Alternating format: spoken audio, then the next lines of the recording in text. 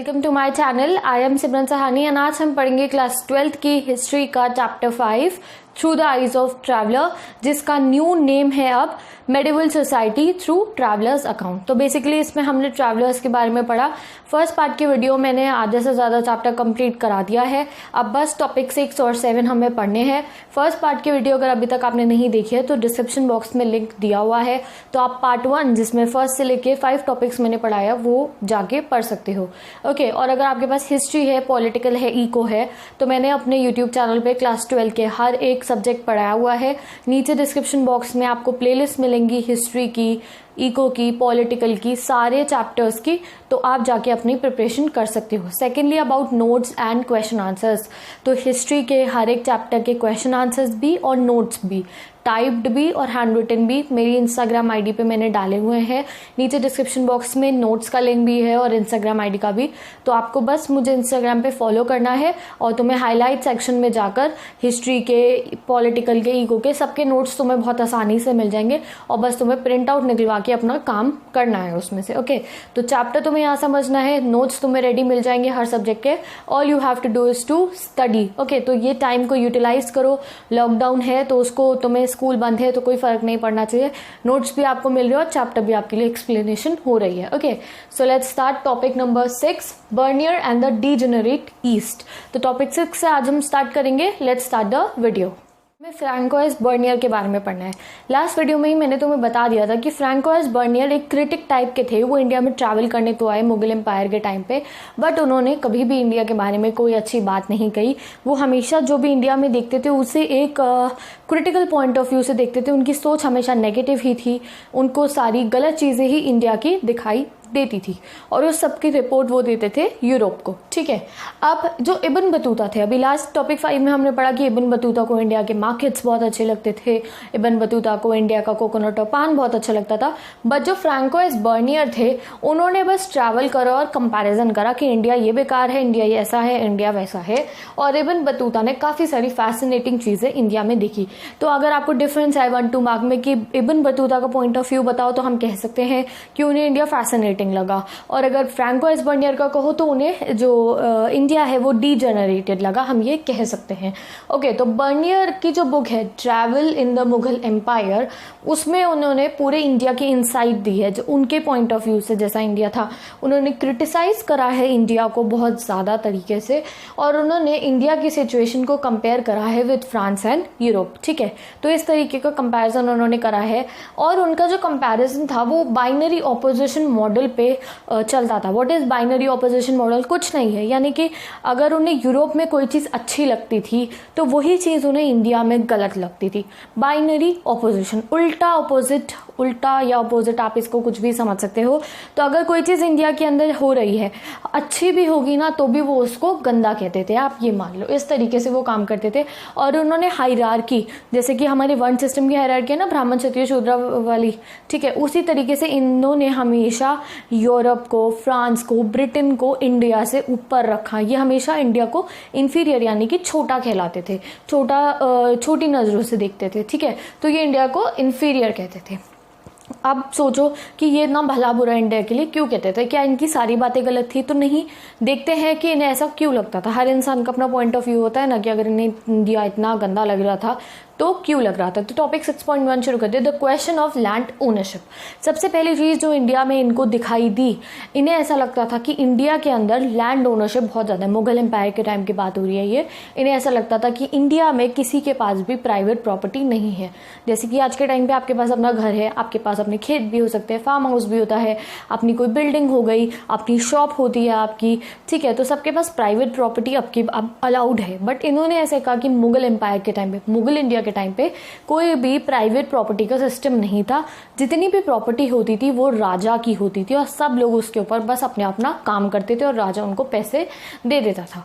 इसलिए private property का कोई सीन ही नहीं था।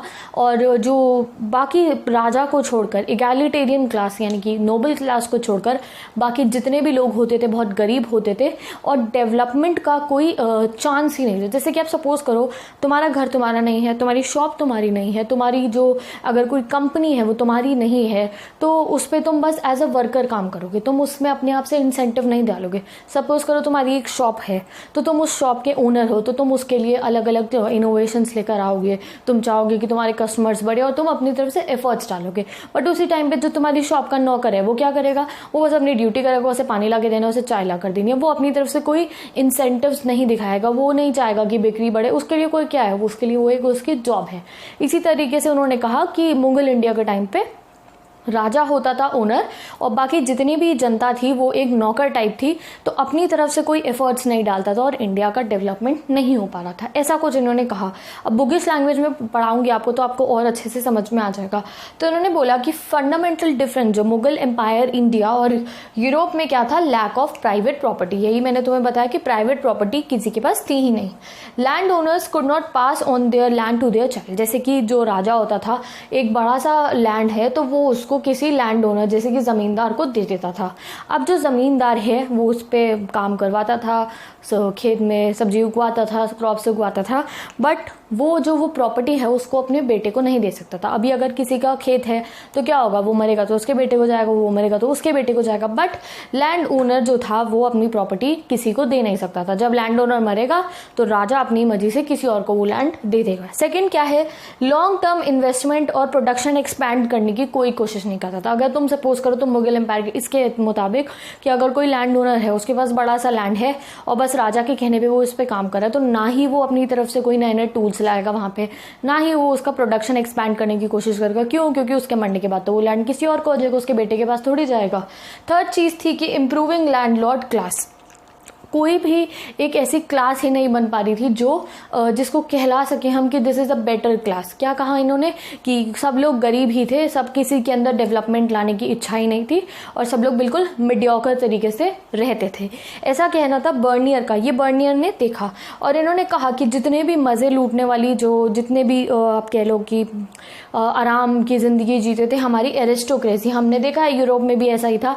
एरिस्टोक्रेसी यानी कि जो राजा हो गए और राजा के मंत्री वगैरह हो गए और जो बड़े बड़े लैंड ओनर्स हो गए, वो तो अपनी लाइफ मजे में जीते थे। और पिस्ता था हमारा बेचारा किसान भाई, यानी कि पीजेंट्री जो था हमेशा के लिए ही पिस्ता रहता था, बिल्कुल गरीबी में जीते थे वो, ठीक है।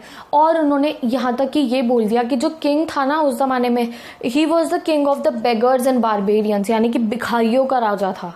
यानी कि मुगल एम्पायर के जितने भी किंग थे वो भिखारियों के राजा थे। और उन्होंने बताया कि सड़कों पे इल एयर थी और ओवर स्प्रेडेड विद बुश, यानी कि गंदी हवा चलती थी और पूरे के पूरे रास्तों के अंदर पेड़ पत्ते फैले होते थे। एंड पेस्टिलेंटियल मारिशेस, यानी कि दवाई आप कह सकते हो कि डिजीजेस की दुकान थी इंडिया की सड़कें।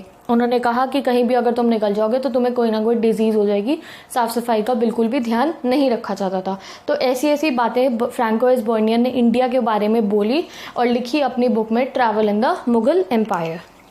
Now let's come to the critics, यानी कि अब जैसे हमने तो अभी एक का पॉइंट ऑफ व्यू पढ़ा, अभी बस फ्रैंकोइस बर्नियर का पॉइंट ऑफ व्यू हमने पढ़ा। अब हम ये देखेंगे कि इन सब बातों में कितनी सच्चाई है भी या नहीं है। तो मुगल एम्पायर के एक राइटर कह लो आप, या इन्होंने एक बुक लिखी थी अबू फैजल। अबू फैजल ने अपना अकाउंट दिया और उसमें उन्होंने बताया कि फ्रैंकोइस बर्नियर जो भी कह रहा है वो सच नहीं है, उसने जो इंडिया के बारे में जो भी कुछ लिखा है उसकी गलत फहमी है। So let's study the accounts of Abu Faizal. Abu Faizal ने क्लियर करा कि देखो फ्रैंकोइस बर्नियर ने कहा लैक ऑफ प्राइवेट प्रॉपर्टी नहीं है। फ्रैंकोइस बर्नियर को ऐसा क्यों लगा प्राइवेट प्रॉपर्टी नहीं है? क्यों? क्योंकि जो भी लोग होते थे ना वो लैंड का टैक्स देते थे। जैसे कि आज के टाइम पे आप हाउस टैक्स देते हो, उसी टाइप से पहले ज़माने में जितने भी लोग थे, फ्रैंकोइस बर्नियर को लगा जिस भी लैंड पे वो रह रहे हैं, लैंड पे वो काम कर रहे हैं, वो उसके ऊपर टैक्स दे रहे हैं। बट अबू फैजल ने ये क्लियर करा कि ये जो टैक्स था ये लैंड के ऊपर नहीं जा रहा था। जितने भी फार्मर्स हो गए, पीजेंट्स हो गए, जो टैक्स दे रहे थे, यानी कि जो राजा को वो कर दे रहे थे, वो लैंड के ऊपर नहीं था, वो कर था उनकी क्रॉप के ऊपर। राजा जो था टैक्सेस वसूल क्यों करता था, रेवेन्यू वसूल इसलिए करता था क्योंकि वो कहता था कि वो उनको क्या करा रहा है, रेम्यूनरेशन फॉर सोवरेनिटी है। रेम्यूनरेशन फॉर सोवरेनिटी मतलब राजा उनको अपनी सिक्योरिटी दे रहा है, अपने उसमें ले रहा है, अपनी शरण में ले रहा है, उनको प्रोटेक्ट करेगा। जैसे कि कोई बाहर से रेड करने के लिए आ गए, लूट करने के लिए आ गए, तो राजा उनको उन सब चीज़ों से बचाएगा, उनकी क्रॉप को बचाएगा, उनकी फैमिली को बचाएगा। तो वो प्रोटेक्शन का टैक्स राजा ले रहा है, वो कोई लैंड टैक्स नहीं था। ये अबू फैजल ने बताया। अबू फैजल ने बताया कि मुगल एम्पायर के जितने भी किंग्स थे वो जो पीस ऑफ लैंड है, पीस ऑफ लैंड पे टैक्स नहीं लेते थे। जो लैंड के ऊपर क्रॉप उगती थी, क्रॉप के ऊपर टैक्स लिया जाता था। क्रॉप के ऊपर टैक्स क्यों लिया जाता था? कि कभी कोई लूटपाट करने आ गया तो उससे बचाव होगा। तो राजा अपना प्रोटेक्शन देने के लिए टैक्स लेता था, ना ही लैंड के ऊपर। यानी कि जो लैंड था वो ओनर का ही रहता था, वो टैक्स देता था अपने सिक्योरिटी का। तो यही गड़बड़ करी हमारे फ्रैंकोइस बर्नियर ने। उन्होंने सोवरेनिटी टैक्स आप कह लो या फिर सिक्योरिटी टैक्स जो देते थे, वो क्रॉप के ऊपर जो वो टैक्स देते थे, उसको उसने क्या समझ लिया? लैंड टैक्स समझ लिया। और अभी आगे के चैप्टर्स में आप पूरा एग्रीकल्चर टैक्स के बारे में डिटेल में पढ़ोगे कि क्यों टैक्स लिया जाता था और किस तरीके से टैक्स लिया जाता था। तो हमने पढ़ लिया है कि जो प्रोटेक्शन के ऊपर टैक्स लिया जाता था, इट वाज नॉट रेंट, यानी कि रेंट नहीं लेता था जो लैंड हमारा किंग था, वो प्रोटेक्शन का टैक्स लेता था। Actually tax was on the crop, यानी कि क्रॉप की सेफ्टी के लिए वो टैक्स लेता था कि कोई तुम्हारी क्रॉप को खराब नहीं करेगा और कोई लूटपाट करने नहीं आएगा। तो tax was on the crop, ठीक है। और हमारे फ्रैंकोइस बर्नियर ने ये कहा था कि इंडिया के अंदर बस दो ही क्लास है, एक हो गई हमारी एरिस्टोक्रेसी यानी बहुत अमीर, और एक हो गई पीजेंट्री यानी कि जो बहुत गरीब हो गए, फार्मर। बट हमारे अबू फैजल ने बताया कि ऐसा भी नहीं था। इंडिया के अंदर काफ़ी सारी लेयर्स में क्लासेस बनी हुई थी, जैसे कि आज के टाइम पे होते हैं ना, lower class, middle class, upper middle class, rich, very rich, ultimate rich आप कह सकते हो, जो कुछ ज़्यादा ही बहुत बहुत बहुत ज़्यादा प्रो अमीर होते हैं। तो इस तरीके से पहले ज़माने में भी पूरी क्लासेस थी, ऐसा नहीं था कि बस अमीर और गरीब थे, उनके बीच में भी काफ़ी सारी लेयर्स एंड स्टेयरकेसेस थी।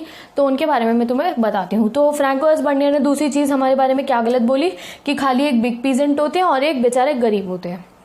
तो ऐसा नहीं था, बहुत सारी क्लास थी हमारे यहाँ, जैसे कि बिग पीजेंट हो गया यानी कि जो बड़े बड़े फार्मर हो गए, फिर वो हायर करते थे छोटे फार्मर को, ठीक है, जिनके पास छोटा छोटा जो किराए पे काम करते हैं, टेनेंट्स जिनको आप कह सकते हो, वो उनसे किराए पे काम करवाते थे। तीसरे हो गए हमारे स्मॉल पीजेंट, और एक और हमारी क्लास थी स्मॉल पीजेंट। वो स्मॉल पीजेंट सिर्फ अपने सब्सिस्टेंस के लिए फार्मिंग करते थे, जैसे कि वो दाल चावल ही उगाते थे और वो उसे उगा के खा लेते थे, वो प्रॉफिट के लिए नहीं काम करते थे। और जो बिग पीजेंट्स होते थे वो कैश क्रॉप्स उगाते थे, जैसे कॉटन हो गया, मस्टर्ड हो गया, ऑयल सीड्स हो गए, ये सब वो उगाते थे और उसको वो बेचते थे। तो बिग पीजेंट्स प्रॉफिट के लिए काम करते थे और फिर वो अपने लिए टेनेंट्स रखते थे, यानी कि लैंडलेस लेबरर्स को हायर करते थे। तो दो क्लास हो गई।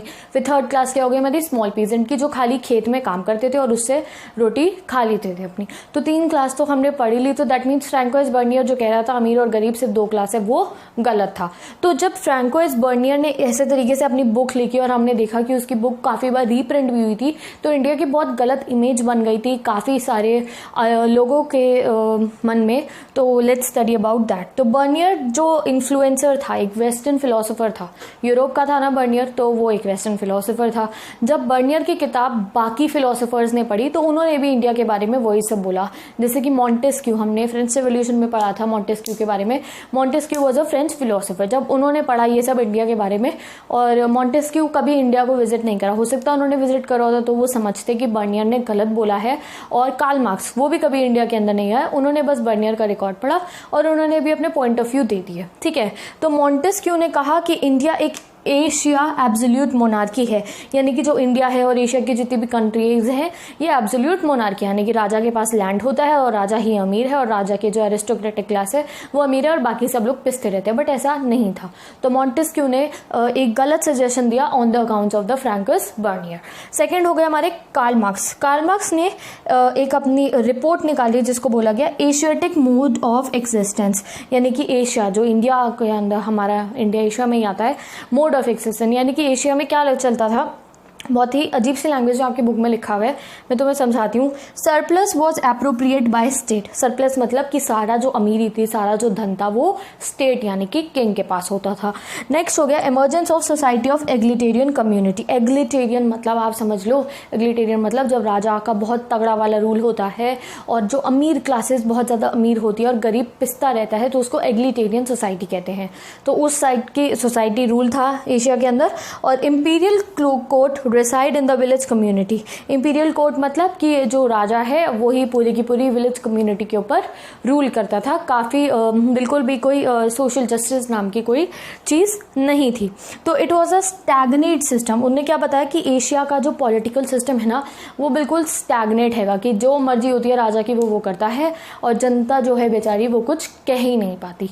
ठीक है, यही हम कह सकते हैं सबसे बड़ा रीज़न था अंग्रेजों के भारत में आने का, कि उन्होंने फ्रैंकस बर्नियर को रिकॉर्ड्स वगैरह पढ़े होंगे, उन्होंने देखा कि इंडिया इतनी बुरी हालत में है तो चलो जाके हम राज कर लेते हैं। ठीक है, तो ये हमारे फ्रैंकस बर्नियर के व्यूज़ थे। अब हम पढ़ेंगे मोर कॉम्प्लेक्स सोशल रियलिटी, यानी कि अब हम रियलिटी पढ़ेंगे कि जो फ्रैंकोइस बर्नियर ने जिन बातों को नज़रअंदाज कर दिया वो क्या क्या बातें थी। और इनफैक्ट कभी कहीं ना कहीं उन्होंने खुद भी अग्री करा कि हाँ मैंने इन सब चीज़ों को नहीं देखा था। अब मोर कॉम्प्लेक्स सोशल रियलिटी, अब हम रियलिटी के बारे में पढ़ते हैं। टू स्टार्ट करते हैं मोर कॉम्प्लेक्स सोशल रियलिटी। तो देखो हमारे फ्रैंकोइस बर्नियर ने तो बोल ही दिया कि जो मैन्युफैक्चरर्स है, जो लैंड ओनर्स है, जितने भी मैन्युफैक्चरर्स हो गए वो अपनी तरफ से कोई इंसेंटिव नहीं डालते थे, वो बिजनेस को बढ़ाने की कोशिश नहीं करते थे। क्यों? क्योंकि they are just a worker और उनको तो बस अपनी सैलरी मिलती है, इस तरीके से उन्होंने कह दिया। बट ऐसा नहीं था। इंडिया में बहुत पुराने ज़माने से ही, जैसे कि जीन बैप्टाइस्ट ने बताया था कि कोई भी प्रेशियस मेटल हो गया, सोना चांदी डायमंड या कोई भी जेम हो गई, रूबी वगैरह, वो हमेशा कभी ना कभी किसी टाइम पे इंडिया में ज़रूर आती है। और कोई भी प्रेशियस मेटल्स हो गए वो इंडिया में ज़रूर आके रुकते हैं। एंड बड़े बड़े देशों से, इंडिया के मर्चेंट से, इंडिया के मैन्युफैक्चरर से लोग काम करने के लिए आते थे। तो ऐसा बोला गया कि फिर मैन्युफैक्चरर्स काम ही क्यों कर रहे होते अगर उनको कोई प्रॉफिट ना हो रहा होता। तो यहाँ पे हमें कॉन्ट्रडिक्शन पता चल गया कि उन्होंने क्या बोला था कि इंडिया में तो मैन्युफैक्चरर्स अपनी तरफ से कुछ करते ही नहीं, और यहाँ तक कि इंडिया के अंदर हर एक टाइप का प्रेशियस मेटल आता था। तो एक रियलिटी तो हमें पता चल गई कि फ्रैंकस बर्नियर ने गलत प्रिज्यूम करा था। नेक्स्ट हो गया कि इंडिया की जो मर्चेंट कम्युनिटी थी वो बहुत प्रॉस्परस थी, यानी कि काफ़ी अमीर थी इंडिया की मर्चेंट कम्युनिटी। और उसने तो हमारी सोशल हायरार्की में बताया कि बस एक अमीर और गरीब लोग हैं, एरिस्टोक्रेटिक और पीजेंट्री है।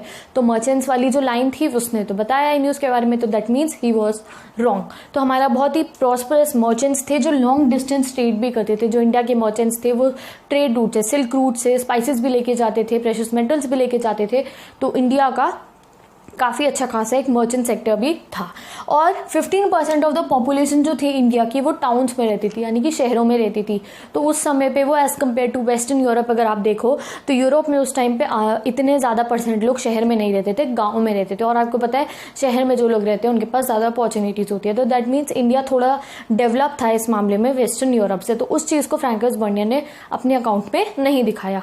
नेक्स्ट फ्रैंकस बर्नियर ने क्या बोला कि इंडिया के जितने भी टाउन्स है वो कैंप टाउन्स है। अब कैंप टाउन्स क्या होता है? कुछ नहीं, इसका मतलब ये कि जब राजा आया तो बसावट होती थी। उसने कहा कि अगर एक कैंप है, एक टाउन है, एक शहर है, अगर उसमें राजा आके रहने लग गया, राजा के मंत्री वगैरह आ गए तो वहाँ पे बसावट होती थी, प्रॉस्पेरिटी आती थी। और अगर वो राजा छोड़ के दूसरे गांव में चला गया, दूसरे टाउन में चला गया, तो वहाँ से जितनी भी प्रॉस्पेरिटी थी वो खत्म हो जाती थी। नहीं कि अगर राजा दिल्ली में आके रहा तो दिल्ली प्रॉस्परस हो गया, और कहीं और गया तो कहीं और प्रॉस्परस हो गया। कोई भी जो टाउन थे जिसमें राजा नहीं था वो प्रॉस्परस नहीं थे। बट हमें पता है कि रियलिटी नहीं है। कई ऐसे टाउन्स है, कई ऐसे शहर है जहाँ पे राजा नहीं थे बट वो तब भी प्रॉस्परस थे। जैसे कि हमने उज्जैनी के बारे में पढ़ा, हमने महाजनपद जो था हमारा मगध, उसके इतने सारे टाउन्स के बारे में पढ़ा। तो फ्रैंकस बर्नियर का रिकॉर्ड बिल्कुल ही झूठ था, उन्होंने गलत समझा। हमारी बुक में बता रखा है कि हमारे यहाँ अलग अलग टाइप के टाउन्स होते थे। कोई कैंप टाउन नहीं होता था, यानी कि जिस टाउन में राजा रहता था खाली वही प्रॉस्परस नहीं था। मर्चेंट टाउन भी था, यानी कि कारीगरों का टाउन हो गया या डीलर्स का टाउन हो गया। पोर्ट टाउन, उज्जैनी जैसे एक पोर्ट टाउन था, नहीं tell me in the comment section में पोर्ट टाउन कौन सा था, मैं भूल गई हूँ अभी। हमने चैप्टर 2 में भी पढ़े थे पोर्ट टाउन के बारे में। पिलग्रिमेज टाउन, यानी कि जहाँ पे तीर्थ स्थल जिनको कह सकते हो, और सेक्रेड सेंटर, यानी कि भगवान जी जहाँ पे सेक्रेड सेंटर्स होते थे। तो काफ़ी सारे टाइप के टाउन्स इंडिया में थे। और उसने अर्बन कम्युनिटी ग्रुप्स के बारे में भी हमारे को पता है, जैसे कि मर्चेंट कम्युनिटी थी जिनको महाजन और सेठ कहते थे।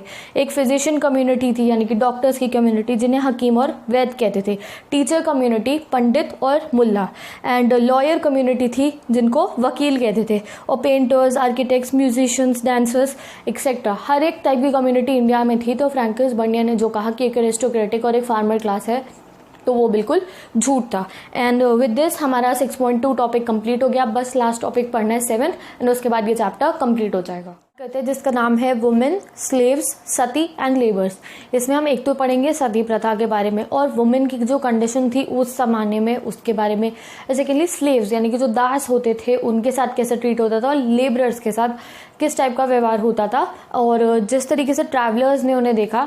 तो लेट्स स्टडी, ठीक है। तो जितने भी फॉरेन ट्रैवलर्स आते थे जब वो स्टेट ऑफ वुमेन के बाद देखते थे इंडिया के अंदर, देवर इंट्रीग्ड यानी कि वो हैरान रह जाते थे। उन्हें परेशानी भी होती थी वुमेन की स्टेट देखकर इंडिया के अंदर। क्यों होती थी? उन्हें ऐसा लगता था कि ये सब जो हो रहा है उनके वेस्टर्न सोसाइटी के हिसाब से बहुत ज़्यादा देखो गलत था। जो सती प्रथा होती थी, जब अगर कोई वेस्टर्न आके फॉरेनर आकर उसको देखता था तो उसके लिए हैरानी वाली बात थी।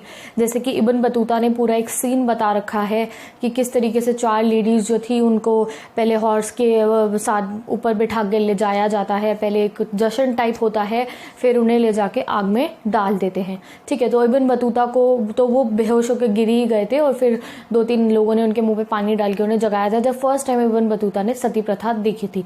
तो इस तरीके से जो फॉरेनर्स थे और जो ट्रैवलर्स थे वो बहुत ज़्यादा हैरान रह जाते थे इंडिया की प्रथाएं देखकर और इंडिया का चलन देखकर। उन्हें लगता था कि ये नेचुरल स्टेट ऑफ अफेयर्स है, यानी कि जो दास प्रथा थी, जो दासों के साथ, स्लेव्स के साथ होता था, उन्हें ऐसा लगता था यहाँ तो बहुत नॉर्मल है वो चीज़, खुलेआम। बाहर के देशों में भी होती थी, स्लेव्स वगैरह होते थे, बट फिर भी इतना ज़्यादा नहीं होता होगा। जैसे कि जो स्लेव्स थे वो खुलेआम बाजारों में बिकते थे, बोलियां लगाई जाती थी। और स्लेव्स कौन थे? ह्यूमन बींग्स थे आपके और हमारे जैसे। तो उन लोगों को बेचा जाता था, कोई घर की नौकरानी बनाने के लिए, नौकर बनाने के लिए, कोई डांस करने के लिए, कोई गाना गाने के लिए। कुछ राजा अपने दूसरे राजा के यहाँ पे किसी स्लेव्स को स्पाई यानी डिटेक्टिव बना के भेज दिया करते थे। तो स्लेव खुलेआम बाजारों में बिकते रहते थे, ठीक है। और कई स्लेव्स को एक्सटेंडेड एज गिफ्ट्स ऑल्सो, यानी कि लोग भेंट में यानी कि गिफ्ट में स्लेव्स देते। जैसे कि अगर तुम किसी से मिलते हो, किसी के घर जाते हो तो चॉकलेट्स लेकर जाओगे, मिठाई लेकर जाओगे। तो उस जमाने में मिठाई और चॉकलेट्स के साथ में स्लेव्स भी दिए जाते थे, कि इंसान लोगों को दिया जाता था, नौकर के रूप में दिया जाता था, और हॉर्सेस दिए जाते थे, कैमल्स दिए जाते थे। इनफैक्ट जब जो हमारे इब्न बतूता जब पहली बार इंडिया आए तुगलक से मिलने के लिए, सुल्तान तुगलक से मिलने के लिए, तो उन्होंने खुद आते सारे इंडिया में जब वो सिंध में एंटर करे उन्होंने हॉर्स खरीदे, स्लेव्स यानी दास खरीदे और कैमल्स खरीदे और उनको सुल्तान मोहम्मद बिन तुगलक को गिफ्ट करा, क्योंकि वो उनके पैट्रॉन थे, उनको गिफ्ट करा। और हमें जब मुल्तान के जो गवर्नर